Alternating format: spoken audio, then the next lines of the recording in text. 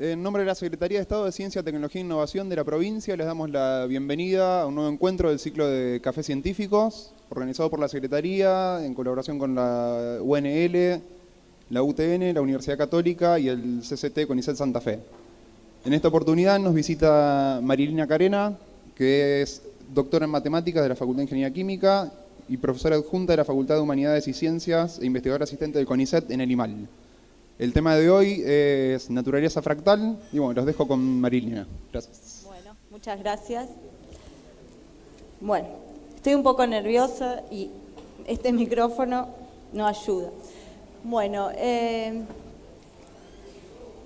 voy a empezar la charla con esta frase que aparece en el libro de Mandelbrot, que fue quien sentó las bases de la geometría que hoy voy a contarles. La frase dice todo lo contrario al dibujito que está de fondo. Dice, las nubes no son esferas, las montañas no son conos, las costas no son circulares, las cortezas de los árboles no son lisas y los relámpagos no viajan en línea recta. Esta frase hace referencia a que los objetos que aparecen en la naturaleza, que no se ven ahora, no sé qué pasó.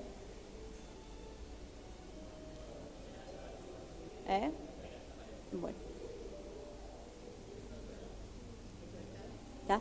Bueno, que los objetos que aparecen en la naturaleza son demasiado irregulares como para ser descritos en términos de la geometría clásica que existía hasta el momento. La geometría clásica era la geometría de Euclides, que se compone por cuerpos regulares como son cubos, esferas, prismas, y lo que quiere decir esa frase que la geometría clásica regular no era suficiente para describir los objetos irregulares que aparecen en la naturaleza. Uno puede ver que las creaciones del hombre sí se componen de todos cuerpos regulares. Uno puede ver ahí en la imagen rápidamente el contraste entre los objetos que aparecen en la naturaleza, que son, muchos de ellos son irregulares, y los objetos que crea el hombre, que son al contrario regulares. Sin embargo, lo que se observó es que muchos de los objetos que aparecen en la naturaleza tienen patrones que organizan esa complejidad, esa irregularidad, están organizadas por patrones. Voy a poner un ejemplo. El ejemplo clásico de la geometría fractal es el romanesco, que es un híbrido entre un brócoli y coliflor.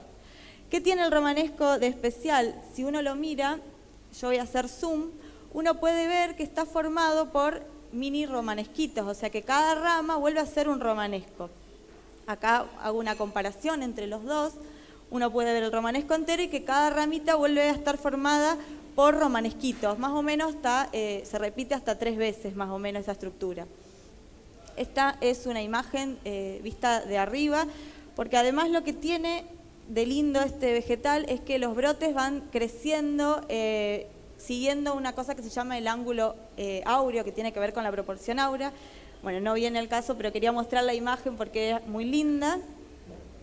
Bueno, esta es una imagen de que existe. Esta es una persona que conocemos todos los matemáticos que estuvo en España y lo encontró en una verdulería y se sacó una foto. O sea, existe de verdad ese vegetal. Otro ejemplo de esta misma estructura es una hoja de lecho, que acá puse un dibujo, pero bueno, en las hojas de verdad ocurre, que también la hoja está formada por hojitas más chiquitas y con la misma estructura que la hoja grande. Esta estructura que estoy describiendo se llama autosimilaridad. Un objeto es autosimilar si es idéntico o parecido a sí mismo a toda escala. Ahí los que mostré no es a toda escala, sino a algunas escalas, pero como para ilustrar la propiedad. Cuando digo idéntico o parecido no me refiero solo a la forma, puede ser parecido con algunas propiedades. Por eso vamos a tener 3 clases de autosimilitud: estadística, aproximada o exacta. Las 2 primeras las voy a nombrar más por arriba, les voy a contar qué es cada una, pero me voy a centrar más en la autosimilitud exacta. Entonces vamos a empezar con la autosimilitud estadística, que es el tipo más débil de autosimilitud, porque lo que se preserva mediante el cambio de escala no es la forma, sino determinadas medidas numéricas. Un ejemplo de estos conjuntos, que después se van a llamar fractales, son los objetos generados por algoritmos aleatorios, estadísticos en lugar de determinísticos. Por ejemplo, lo que es el movimiento browniano, que si bien no es algo que manejo mucho, quiero dar una idea de más o menos qué es. El movimiento browniano es el movimiento de partículas al azar en un fluido.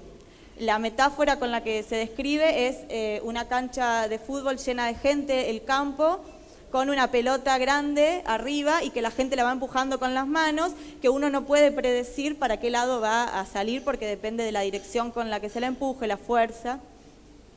Bueno, eso sería el movimiento browniano. El proceso de agregación por difusión limitada o agregación limitada por difusión, se conoce con los dos nombres, lo que hace es un proceso en el cual partículas que se encuentran moviendo aleatoriamente, o sea, en un movimiento browniano, se van adhiriendo a un cúmulo. Cuando tocan el cúmulo quedan pegadas. Entonces va a depender de qué lado viene para formar diferentes formas irregulares. Un ejemplo para que se entienda lo que estoy diciendo son este tipo de formaciones.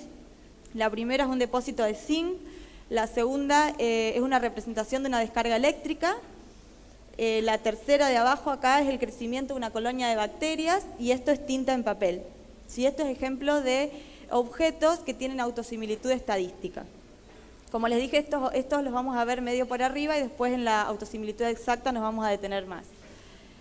La otra autosimilitud que mencioné es la aproximada y en esta sí lo que se mantiene con el cambio de escala es la forma, pero con pequeñas distorsiones, por eso es aproximada. ¿Sí? Cuando hago zoom encuentro de nuevo el objeto total pero con algún cambio. Estos objetos en general se generan mediante una relación de recurrencia. Para el que no sabe lo que es una relación de recurrencia, simplemente es agarro un número y genero una sucesión de números a partir del anterior siempre. Este es un ejemplo de relación de recurrencia. Me doy un número y genero el segundo mediante esta fórmula, después el tercero usando el segundo y así sucesivamente.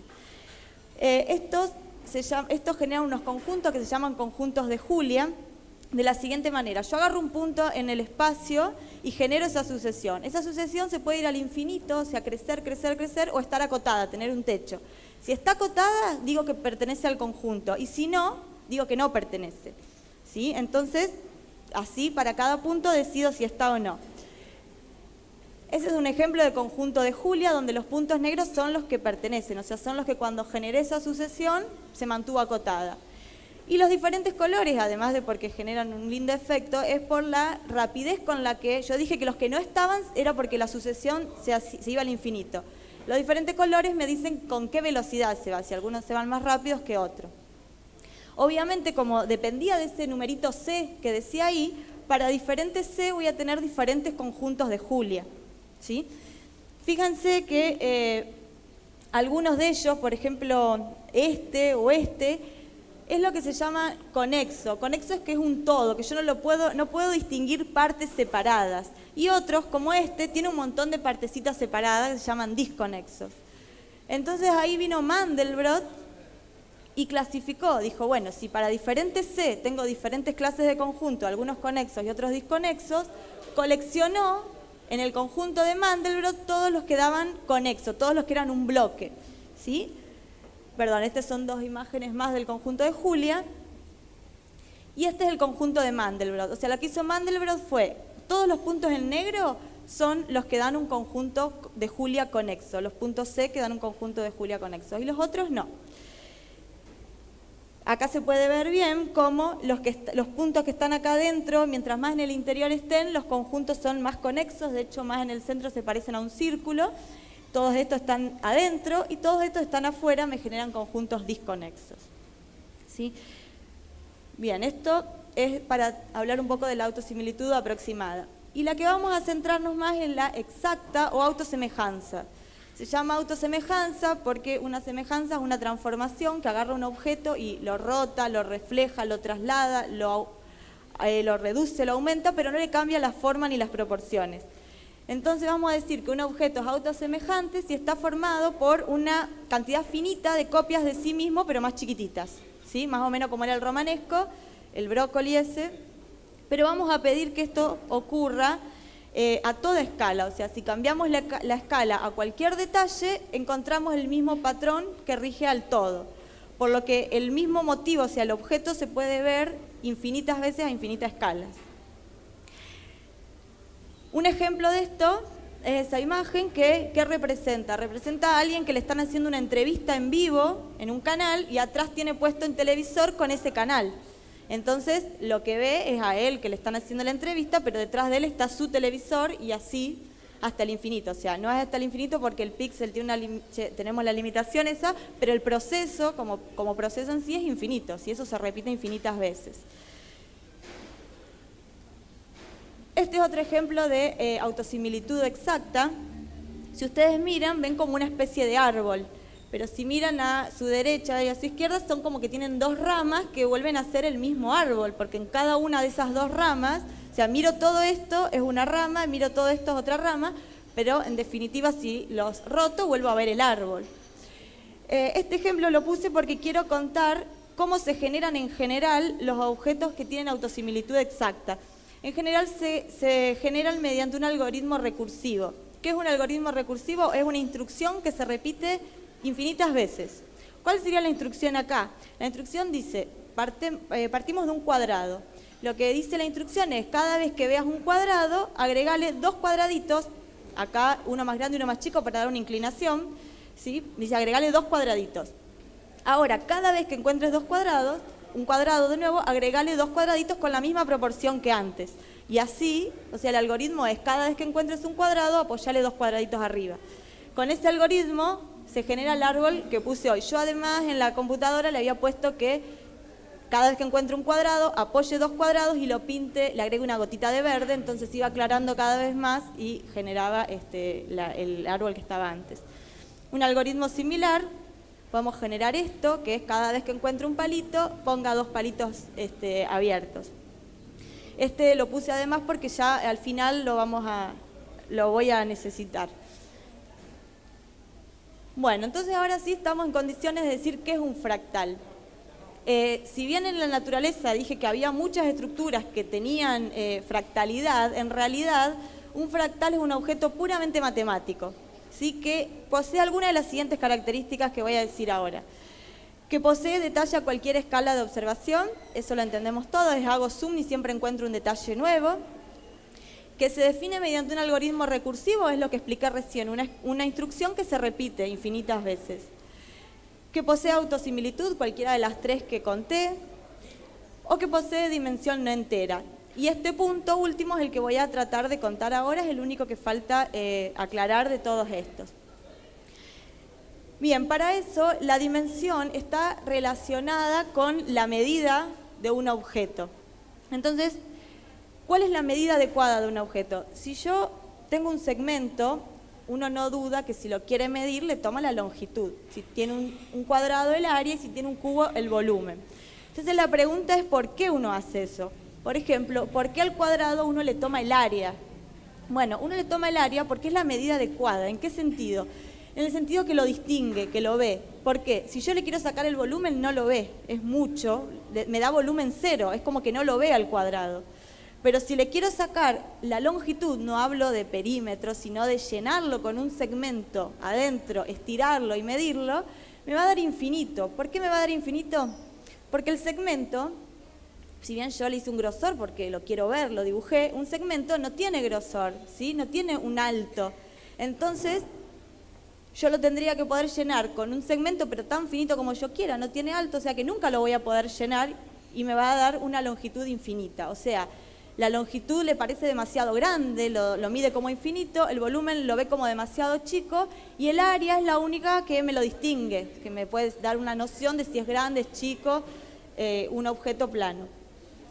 Bien, en esto me quiero detener un ratito porque si uno acepta que existen estos dos objetos, le va a resultar más fácil aceptar que existen los fractales. ¿Por qué? Uno en la vida agarra una soga y dice, bueno, le tomo la longitud. ¿Pero por qué le tomo la longitud? ¿Porque es unidimensional? No, todos los objetos que existen son tridimensionales. Le tomo la longitud porque las otras dos medidas las considera despreciables según el problema, a veces que no. Entonces uno le toma la longitud, pero no porque sea unidimensional. Lo mismo una hoja de papel, uno la considera bidimensional, pero en realidad es tridimensional. Tiene un alto, despreciable para el problema, pero tiene un alto. Entonces, si uno acepta que estos dos objetos existen en la matemática, aunque no existan en la vida real, le va a resultar más natural aceptar la existencia de los fractales. Bien, entonces, ¿qué pasa con los fractales? Las dos preguntas que voy a tratar ahora para lograr calcular, para entender el concepto de dimensión es ¿cómo se mide un fractal y qué dimensión tiene? En realidad no cómo se mide, lo que voy a contar es cómo no se miden, porque cómo se mide me tendría que meter en fórmulas matemáticas. Entonces voy a contar cómo no medirlo y voy a tratar de sacar la dimensión de un fractal. Estos dos conceptos están estrechamente relacionados, así que por ahí van a ir juntos. ¿Cuál sería el problema de por qué la pregunta cómo medirlos? Bueno, el problema surge en un libro de Mandelbrot también que se llama ¿Cuánto mide la costa de Gran Bretaña? Que lo que él plantea es ¿cómo hacemos para medir, si uno quisiera medir el contorno de la costa, siendo que posee detalle a mucha escala? O sea, lo que él plantea es, la medida va a depender de la escala que tengas en la regla. Mientras más chiquita sea la escala, mejor vas a tener la medida. Entonces, un ejemplo es, supongamos que yo quiero tomar la medida entre estos dos puntitos azules que están ahí, ¿lo ven ahí? Y que tengo una escala así de fea, esta acá, la roja. Si lo mido, me da 1,7. Entonces dice, bueno, a ver, como dijo Mandelbrot, depende de la escala. Si yo le hago un zoom, que sería tener una regla más fina, y lo mido, me da 1,9. Le vuelvo a hacer un zoom, como ven va creciendo, le hago uno más. ¿Sí? Cada vez que yo veo más detalle, la medida aumenta. Claro, este es un ejemplo de la naturaleza, o sea que tiene un límite de precisión, pero lo conté más o menos como para que uno entienda cuál es el problema. El problema es que si tiene detalle siempre, es difícil medirlo. Entonces, para entender esto, voy a meterme con un verdadero fractal, que es un objeto matemático, que es el triángulo de Sierpinski. ¿Sí? El triángulo de Sierpinski se construye de la siguiente manera. Dice, se agarra un triángulo y se marca el punto medio de cada lado y se los une. ¿Sí? Se forma ese triángulo se lo recorta, se lo quita. Me quedan 3 triángulos, vuelvo a hacer lo mismo, le marco el punto medio y le quito el triángulo central. Y así hasta el infinito. Bueno, hasta ahí. Ese es el triángulo de Sierpinski. O sea, seguir haciendo eso cada vez que encuentre un triangulito, marcarle el punto medio y quitarle el triángulo central hasta el infinito. Entonces lo que vamos a hacer es tratar de medir el triángulo de Sierpinski. A ver qué medida es la adecuada, a ver si alguna medida me lo distingue bien. O sea, no quiero ni que me lo tome como infinito ni que me lo tome como nulo, quiero que me lo vea. Bueno, para medirlo lo que yo voy a hacer de cuenta es que yo tengo un terreno triangular y lo que voy a tratar de medirle simplemente es el perímetro. ¿Sí? Ni siquiera voy a tratar de llenarlo como hacía con el cuadrado. El perímetro ya va a funcionar mal. Lo que yo voy a tratar de ver es cómo hago para cercar. Hago de cuenta que yo tengo un terreno que tiene la fórmula del triángulo de Sierpinski y lo quiero cercar. Como yo no puedo seguir hasta el infinito, lo que voy a hacer es ver qué pasa en cada nivel y ver a qué tiende eso. ¿Sí? Si yo quisiese alambrar todo eso alrededor, voy a suponer que necesité L metros de alambre para alrededor. Y voy a suponer que tiene un área A. Entonces me voy a preguntar, en el siguiente paso, ahora ese pedazo en blanco ya no me pertenece. Ese es de un vecino y yo quiero alambrarlo todo alrededor. Acá, o sea que lo del vecino queda alambrado y alrededor queda alambrado. ¿Qué va a pasar? Fíjense que cada uno de estos triangulitos tiene al lado la mitad del grande, ¿sí? O sea, este chiquitito, voy a mirar este de acá abajo nomás, tiene al lado la mitad. O sea que si quiero alambrar este solito de acá abajo, voy a necesitar lo que necesitaba para el grande dividido 2, porque tiene al lado la mitad. Voy a necesitar L sobre 2. Pero tengo 3 triangulitos, entonces voy a necesitar 3L sobre 2 para alambrar eso. Ahora, ¿cuánto terreno me quedó a mí? Yo tenía este terreno grande que medía A, tenía un área A.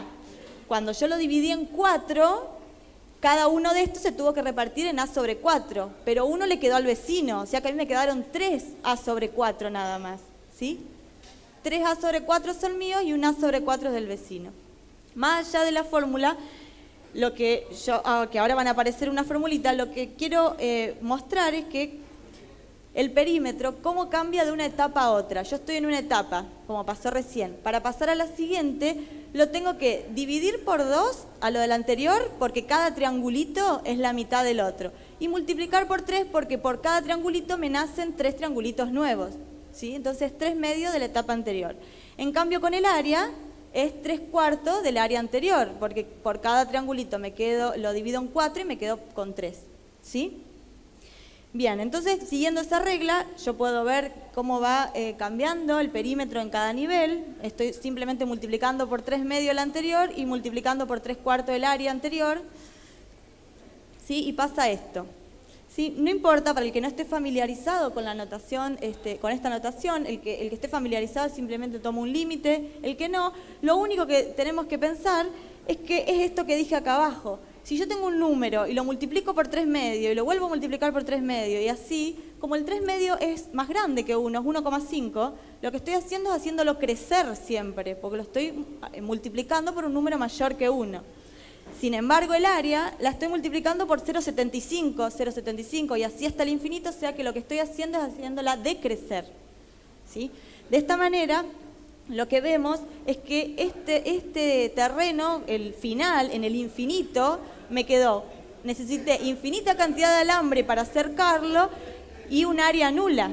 O sea, no cerqué nada de área, no tengo superficie. Entonces, lo que vamos a pensar, vuelvo un segundito, la longitud lo ve como muy grande, me da infinito, ¿sí? O sea que dimensión 1 no lo distingue como dimensión 1. El área me da área 0, o sea que tampoco lo ves, como hoy cuando el volumen veía el cuadrado como nulo. Entonces, no está acá y no está acá. O sea, antes cuando teníamos el cuadrado, lo veía como muy grande, lo veía como muy chico. Ahora lo ve muy grande y lo ve muy chico al triángulo de Sierpinski, porque tiene área nula y longitud infinita. O sea que la dimensión va a estar por acá, en el medio. Ya voy a ver cuál es, pero de acá nos damos una idea que va a estar por acá. Para ver cuál es, lo primero que vamos a hacer es entender por qué decimos que esto tiene dimensión 1, esto dimensión 2 y esto dimensión 3. ¿Por qué le llamamos así? Bueno, lo que vamos a ver es que ¿qué es la dimensión de un objeto autosemejante? Miren, yo voy acá a dibujar un objeto y acá el objeto por 2, el duplicado, como si fuera la fotocopiadora y le diga que me lo dupliquen, ¿sí? Entonces, este es un segmento, cuando me lo duplican, ¿cuántas copias de él entran? 2 veces, ¿sí? Ahora, si yo llevo un cuadrado y me lo amplían al doble, como me lo amplían en sus 2 direcciones, ¿cuántas copias de él mismo tengo? Ahora tengo 4 copias. Y bueno, ya se imaginarán que si llevo un cubito, bueno, no a la fotocopiadora, a algún lugar que me lo amplíen, ¿cuántos cubitos voy a tener? Voy a tener 8, porque se amplían las 3 direcciones. Voy a tener 4 abajo y 4 arriba, o 4 adelante, 4 atrás, como lo quieran ver. Entonces, fíjense qué papel cumple la dimensión en cada uno. 2 a la 1, 2 a la 2, 2 a la 3. O sea, la dimensión es el exponente al cual elevo la cantidad de copias que entran en el duplicado, ¿sí? A ver, lo escribo acá. Digo que D es la dimensión. Obviamente estoy hablando de un objeto autosemejante, uno que contiene copias de sí mismo, si no, esta no me va a servir. Entonces, voy a decir que D es la dimensión de un objeto si en el duplicado entran 2 a la D copias de sí mismo, del original, ¿sí? Entonces, con esta formulita voy a poder determinar exactamente la dimensión del triángulo de Sierpinski. ¿Por qué? Si D es la dimensión del triángulo de Sierpinski, según la formulita que está acá, dice, si ya sé que D es la dimensión, yo sé que hay 2 a la D copias del triángulo en su duplicado. Pero miremos, este es el triángulo y este es el duplicado. Yo ya sé cuántas copias hay acá. Hay 3. Entonces hay 3 copias, o sea que ese 2 a la D que yo buscaba, ¿cuántas copias entran? Es 3. O sea, 2 a la D, 3. ¿Sí? De acá ya podemos ver que el 1 le quedaba chico porque 2 a la 1 es 2 y que el 2 le queda grande porque 2 a la 2 es 4. O sea, claramente es un número en el medio. ¿Cómo se calcula? Bueno, para el que sepa logaritmo, simplemente una tecla en la calculadora, logaritmo en base 2, y me da cuánto es la dimensión redondeada porque tiene infinitas cifras decimales. O sea, es el logaritmo en base 2 de 3. ¿Sí? Bueno, como esperábamos, era un número entre 1 y 2. De la misma manera se puede construir lo que se llama ¿cómo se llama este? La pirámide, le digo yo, de Sierpinski, que lo que hace es agarrar una pirámide y quitarle la pirámide central que mira hacia abajo. Con el mismo razonamiento anterior, tiene área infinita, pero volumen cero. ¿Sí? Bueno, acá viene lo que a uno le hace ruido, porque uno dice, ¿cómo es que yo puedo tener un terreno en el que usé infinita alambre para cercarlo y no cerqué nada? Bueno, primero porque uno en la vida real no puede hacer un proceso infinito. Y segundo porque nuestro alambre no era una línea, nuestro alambre sí tiene volumen, la línea no ocupaba nada. Entonces, uno se pregunta, bueno, ¿cómo podría uno aplicar algo de esto a la realidad? Bueno, el objeto matemático pide mucho, dice, bueno, quiero longitud infinita y área nula. Bueno, pero en la realidad uno podría ser menos pretencioso y decir, ya que no puedo hacer un proceso infinito, hago muchas cantidades de pasos de manera de tener una longitud muy grande. Y ya que mi alambre mide, voy a tomar un alambre lo suficientemente chica, según el caso que tenga, para tener área muy chica. ¿Sí? Cambio el infinito y el cero por muy grande y muy chico, y eso parece más real, uno podría llegar a obtener eso. Una observación bueno, esto mismo también con el volumen, en vez de tener área infinita y volumen nulo, tener área muy grande y volumen muy chico, también haciendo una suficiente cantidad de pasos con placas suficientemente finitas.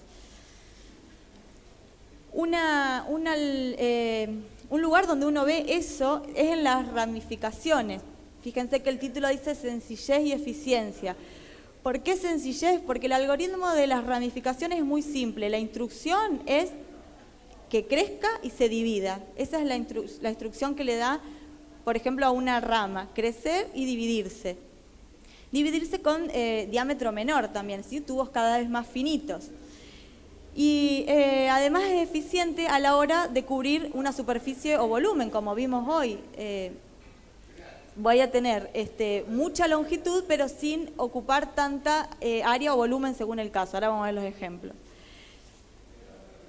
Bueno, ese es un ejemplo de una hoja que sigue este algoritmo de ramificaciones, donde le da la misma orden al tallo principal que a las ramas, que a las nervaduras de las hojas. Entonces uno puede ver que con esa cantidad de ramificaciones tiene una gran longitud, o sea, puede conducir muchos nutrientes, lo que necesite la planta, ocupando poco espacio, ¿sí? La hoja, no más. En el cuerpo humano uno también puede encontrar este tipo de cosas, por ejemplo, ramificaciones para maximizar longitud o área, pero minimizar volumen. Acá se pueden ver los pulmones, tienen ese mismo algoritmo de dividirse en dos, hasta llegar a los capilares. Todo el sistema circulatorio, esto, bueno, no sé esto si son datos que encontré, no los manejo bien, pero lo que dicen es que tiene 30 niveles de ramificación y que si uno pudiese poner pasar una alambrecita por cada una de las venas y capilares y después medirlas todas juntas, tendría una longitud de 100.000 kilómetros, no sé, algunos lugares decían hasta 200.000. Y sin embargo ocupa poco volumen porque es el cuerpo, ¿sí? Está dentro del cuerpo eso. Lo mismo pasa con el sistema nervioso, con las neuronas. También otra técnica similar es la técnica de producir relieves para aumentar la superficie, pero también no ocupando tanto volumen. Por ejemplo, el cerebro o los intestinos también tienen repliegues para maximizar la superficie de absorción ocupando poco volumen.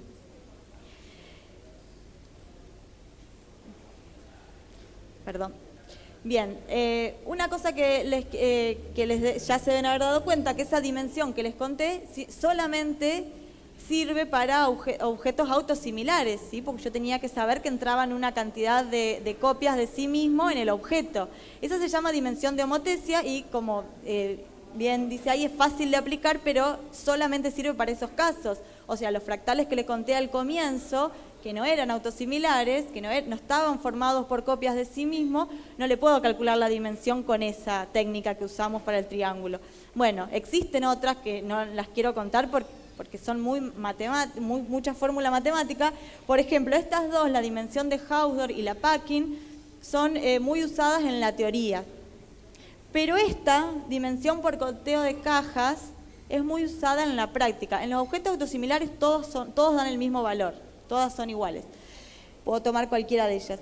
¿Por qué es fácil esta de aproximar, de usar en la práctica? Bueno, porque lo que hace es sacar una foto del objeto, el software hace como una grilla, hace cajas y cuenta cuántas cajas tocó. Y después va refinando esas grillas. Con esos números hace una cuentita, muy simple, no importa, pero hace una cuenta y me da la dimensión. Entonces, esas son las que se usan, por ejemplo, en el diagnóstico de tumores, porque lo sacan con el tomógrafo, no sé cómo se llama, el tomógrafo se llama la máquina, lo que hacen es, tienen una tablita en donde la máquina les arroja un número, la dimensión, sería la dimensión por conteo de cajas del tumor. Ellos tienen una tablita y dicen, bueno, si está por arriba de un umbral, quiere decir que es muy irregular, por lo tanto no es bueno, y si está por debajo, no pasa nada, ¿sí? Lo mismo para medición de costas, se usa este método justamente por lo fácil que es de aplicar con un software. Algunas dimensiones que encontré aproximadas y calculadas por este método, bueno, los agregados por difusión limitada, que eran los que les conté del crecimiento de bacterias, por ejemplo, 1.7. La superficie del cerebro, o sea, la dimensión de la superficie del cerebro, de todos esos repliegues, 2,79, ¿sí? O sea, eso quiere decir que ocupa, que me da mucha superficie en poco volumen, casi 3 tiene la dimensión. La superficie del pulmón 2,97 y estas dos porque, bueno, como habíamos nombrado al comienzo que el problema de Mandelbrot había sido cuánto mide la costa de Gran Bretaña, lo que hicieron fue calcularle la dimensión.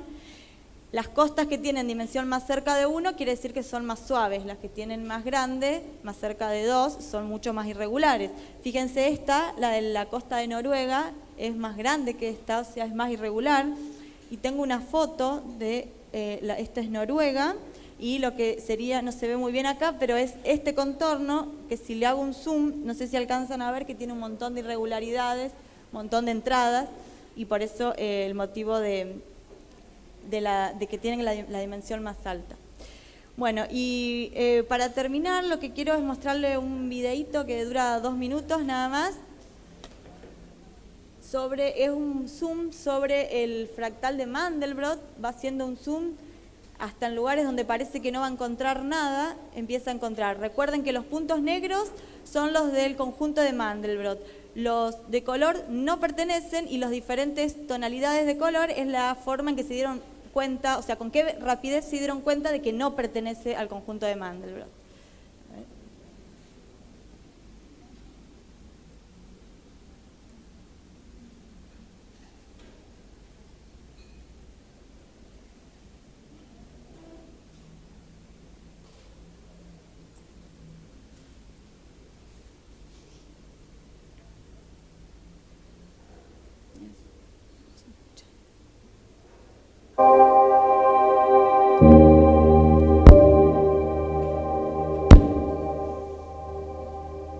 Ay, no se ve. Espera que lo pongo de nuevo. Bueno.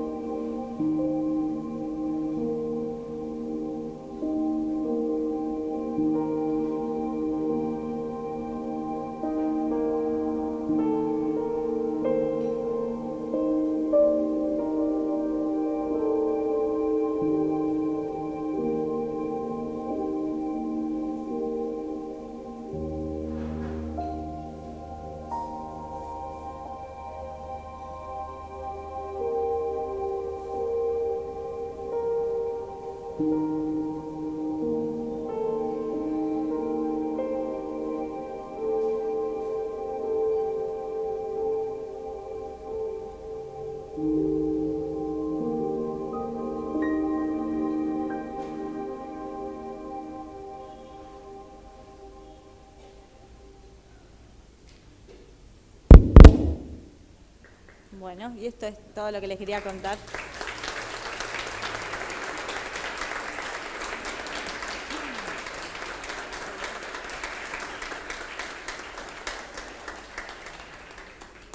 Bueno, hola. Tenemos un espacio para preguntas, así que les voy a agradecer que levanten la mano aquellos que quieran hacer preguntas para que todos podamos escucharlas bien.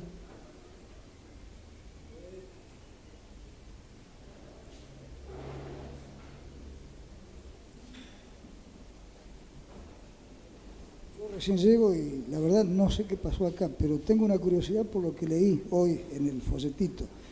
Yo soy médico y me pregunto qué puede tener lo que vos haces o esto de lo que vos te ocupás con el diagnóstico de los tumores. Me llama la atención. No, bueno, justo recién lo comenté que la idea es que son objetos muy irregulares, entonces se les toma una medida que se llama dimensión, que mide cuán irregulares son. Entonces, en los tomógrafos lo que hacen es hacer una cuenta de esa dimensión y hay una tabla en donde si el valor ese es muy alto, quiere decir que es muy irregular, por lo tanto no es bueno. Si hay como una tablita en donde está el punto de corte, sobre ese punto los valores que den por encima son malos y los que den por debajo no necesariamente. Pero bueno, es un cálculo, es una dimensión que sería medio larga de volverla a contar, digamos, cuál sería el cálculo de... son objetos que no tienen dimensiones enteras, ni 1, ni 2, ni 3, tienen dimensiones intermedias y ese es el numerito que arroja el tomógrafo. Lo que vos decís se sabe desde siempre. Los tumores benignos son regulares, los tumores malignos son irregulares, claro. Ya se sabe. ¿Y cuál es la medida? Saber cuándo, cuál es cómo uno dice esto es irregular y esto es regular.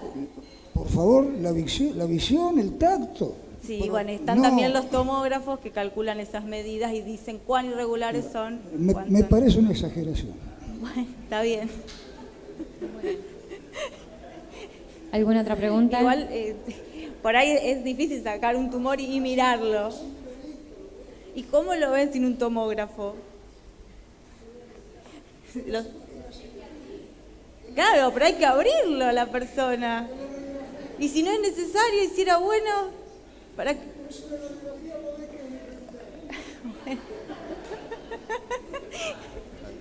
Yo no estudio medicina. Quisiera hacerle una consulta.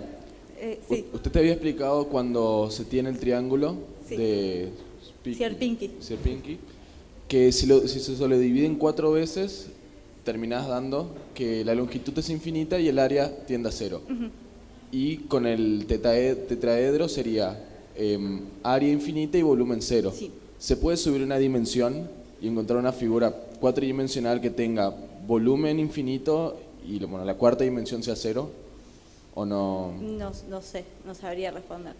Porque si pensaba, si seguías en linealidad, era una consulta. No me imagino algo en 4 dimensiones, pero, o sea, como objetos matemáticos se pueden construir con cualquier dimensión, pero claro. No me lo imagino, digamos. Está bien. Acá.